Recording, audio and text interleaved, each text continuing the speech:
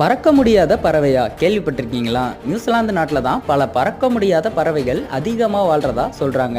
இதற்கான காரணம் என்னன்னு பார்த்தோம்னா, சுமார் 1000 வருஷத்துக்கு முன்னாடி மனிதர்கள் வருவதற்கு முன்னால பறவைகளை வேட்டையாடும் தரை பாலூட்டிகள் அங்க இல்லைன்னு சொல்றாங்க. பொதுவா இந்த பறவைகள் பறக்கறனால அதிக ஆற்றல் வரைக்கும் இழந்துரும். தரை மிகவும் பாதுகாப்பா இருக்கறனால பறவைகள் நடப்பதன் மூலமா அதிக ஆற்றலை சேமிக்க முடியும்.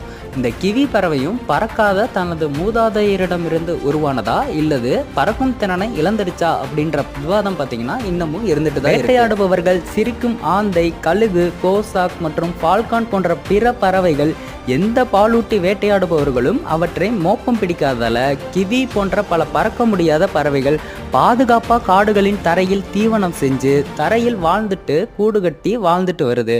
கிவி நிலத்திற்கு மக்கள் வந்ததிலிருந்து நியூசிலாந்தின் அனைத்து பறக்க முடியாத பறவைகளும் காட்டுத்தளம் அச்சுறுத்தல் மற்றும்